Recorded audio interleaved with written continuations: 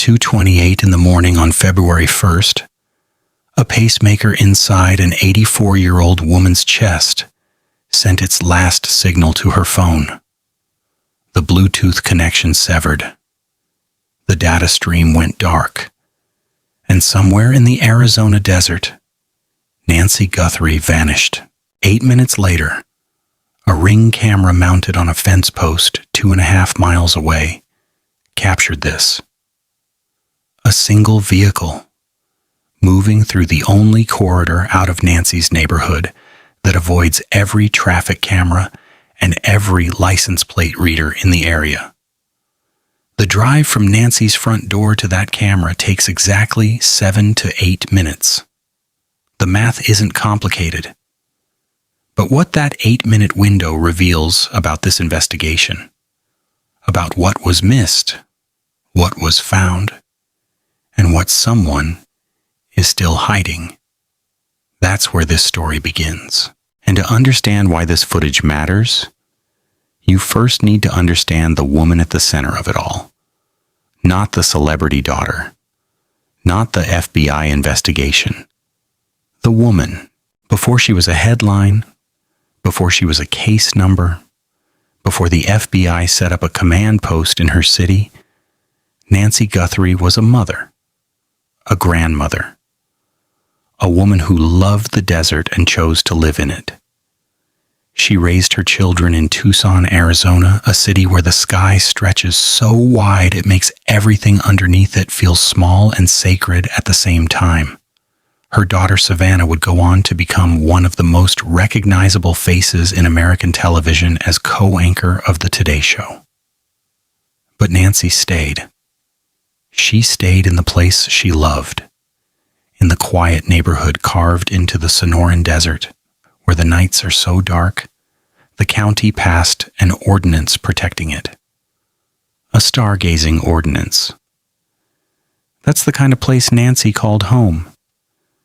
A place where people protect the darkness because it's beautiful. That darkness would become something else entirely. Nancy had health challenges. She had a heart condition that required a pacemaker, a device that monitored her heartbeat and transmitted data to her phone via Bluetooth. She needed regular medication.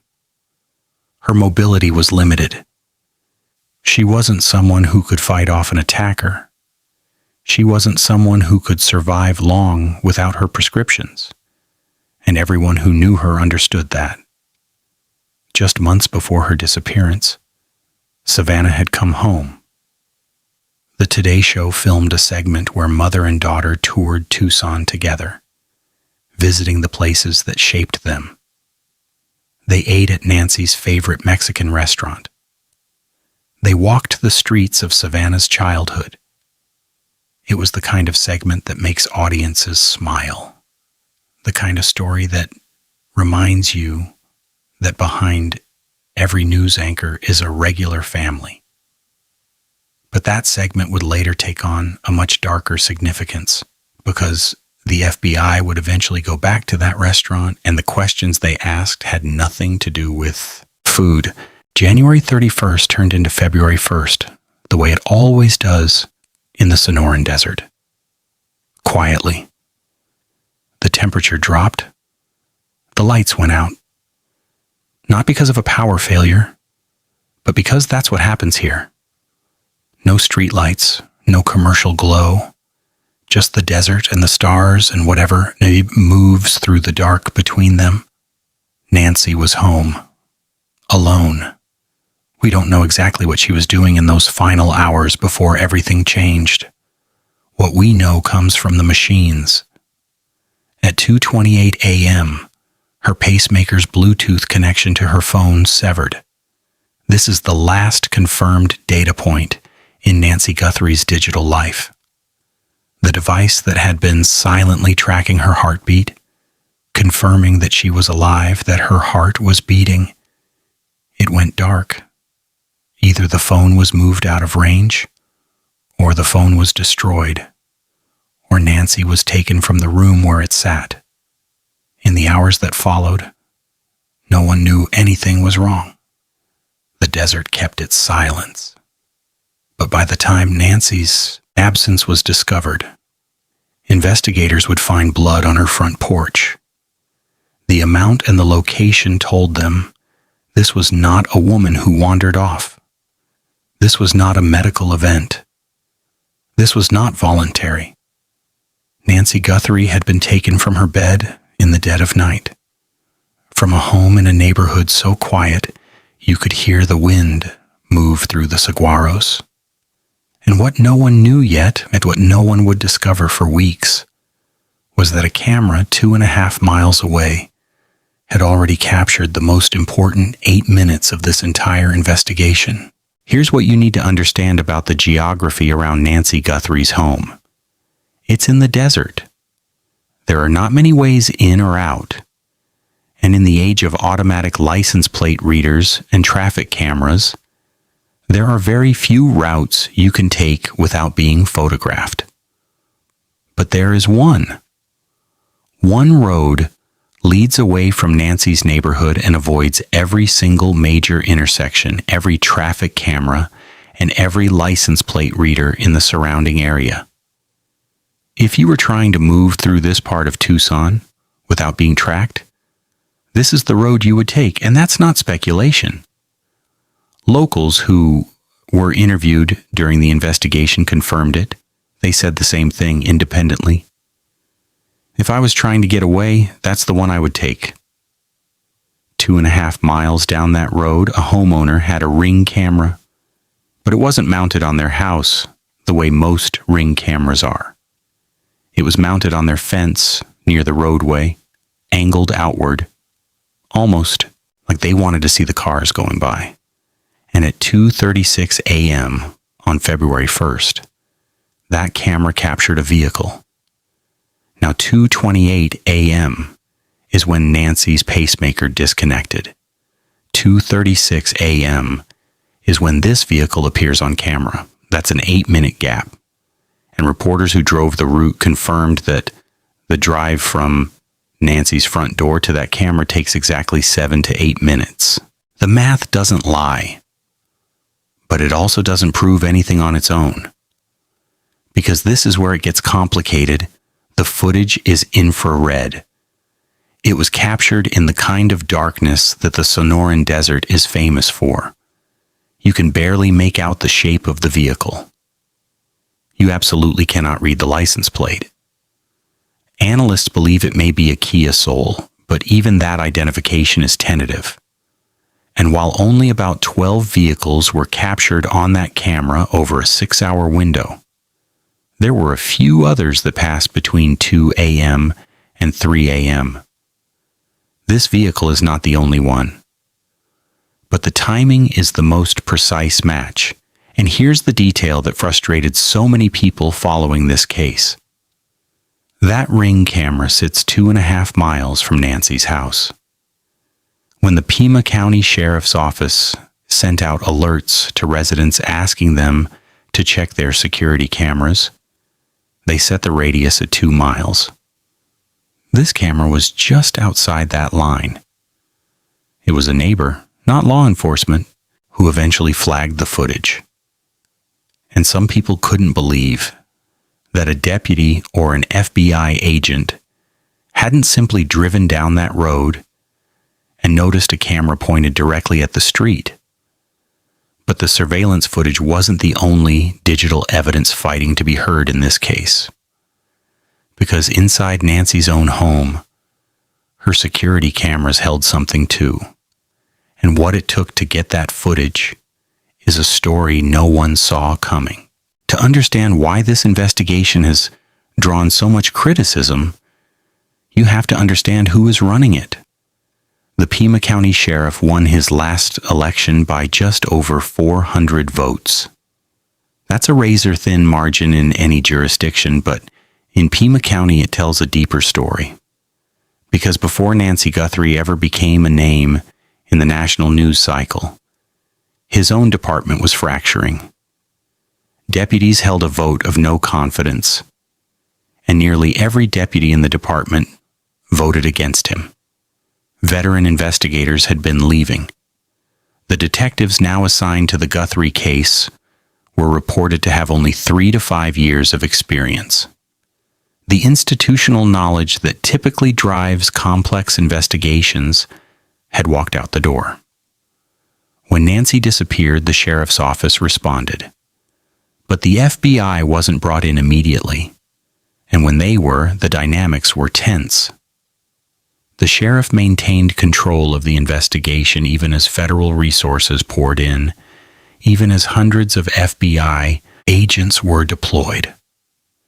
People on the ground described it as a jurisdictional tug-of-war happening in real time while a woman's life hung in the balance.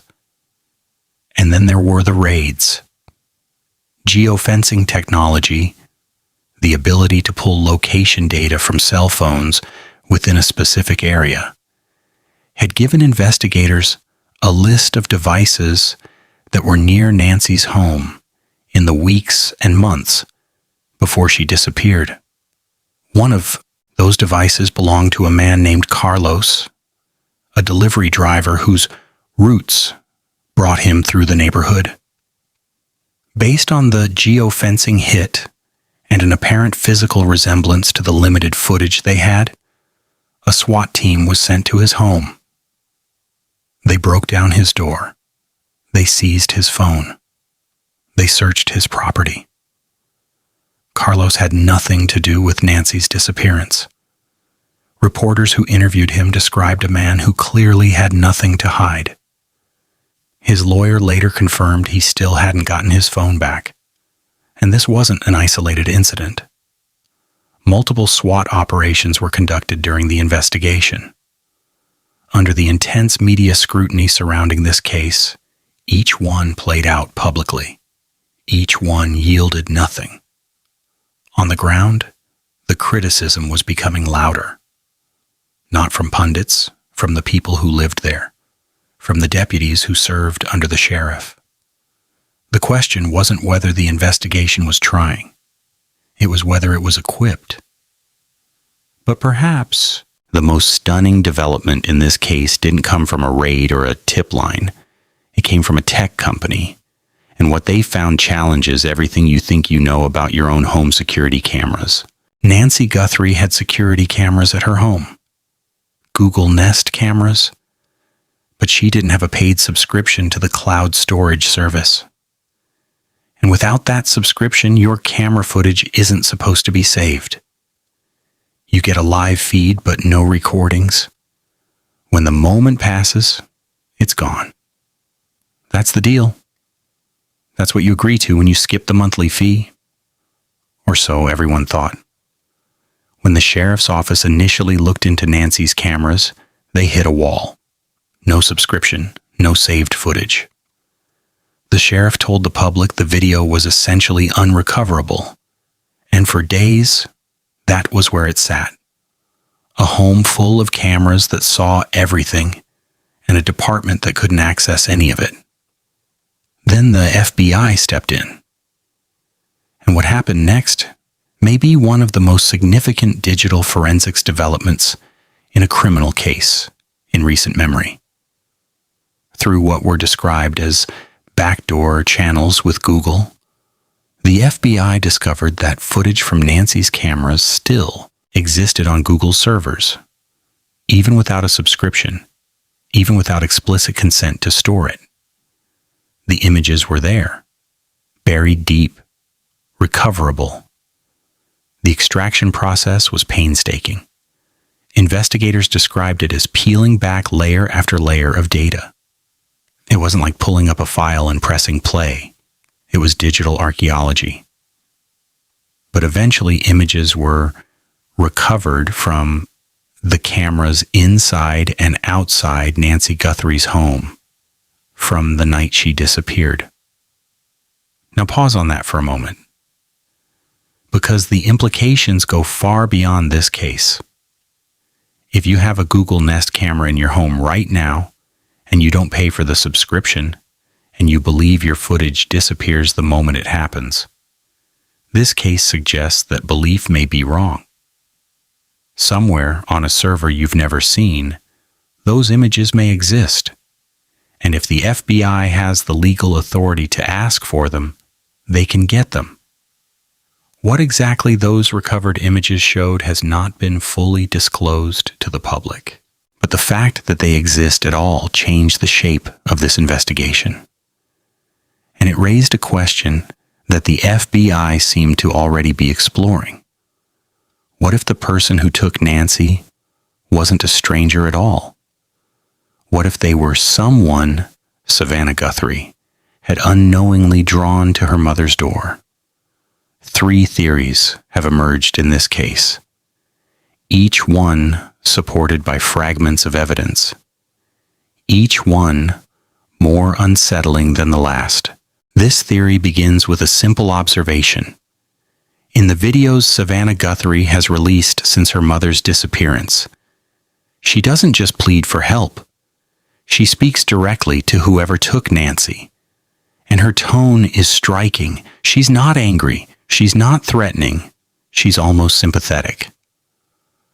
We understand that things may not have gone the way they were supposed to. Every one of those videos was choreographed with the FBI.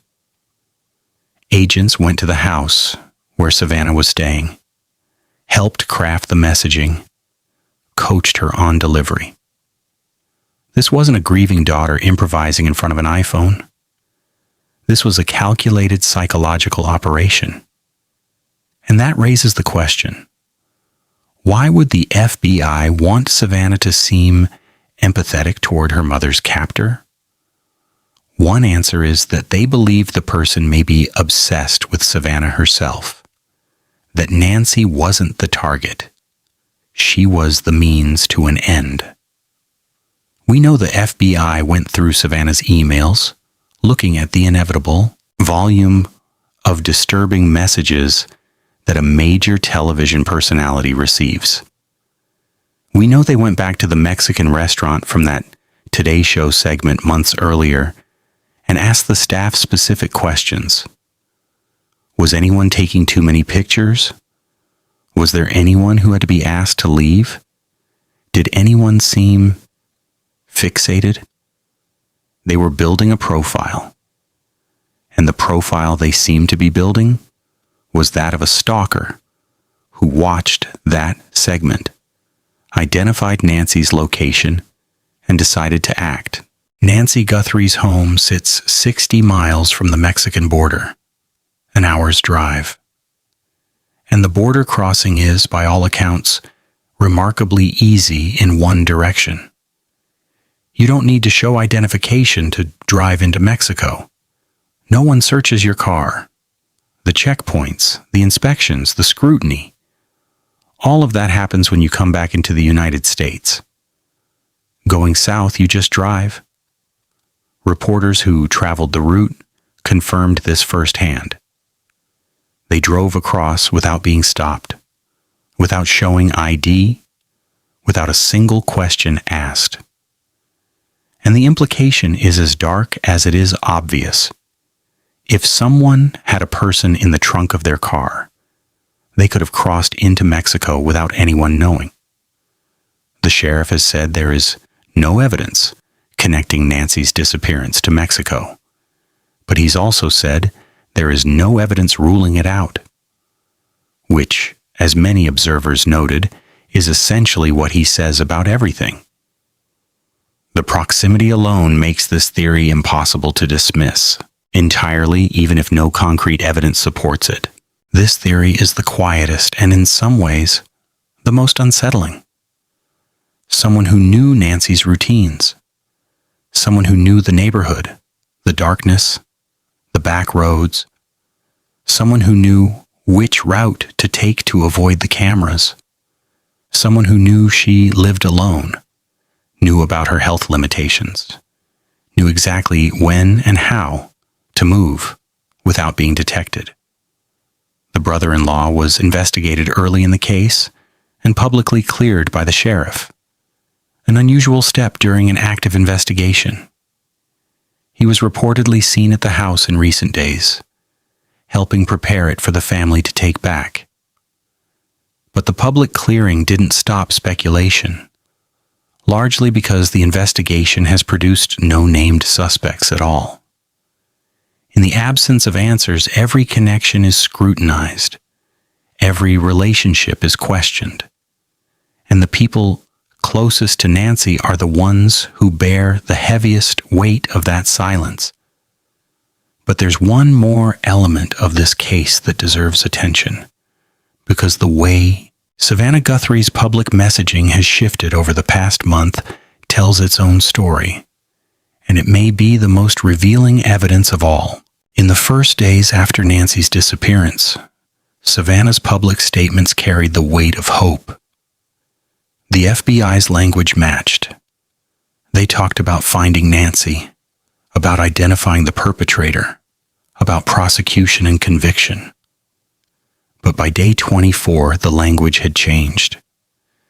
Savannah stood in front of a camera and said words that landed differently than anything she had said before.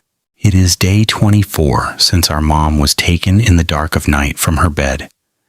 And every hour and minute and second and every long night has been agony since then. We need her to come home.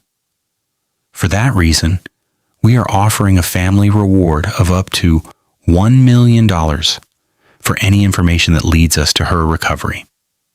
Recovery, not rescue, not return. Recovery. That's not an accident. When you are working with the FBI on every word you say publicly, nothing is an accident. The shift from bringing Nancy home to recovery signals something that no one in an official capacity has been willing to say directly.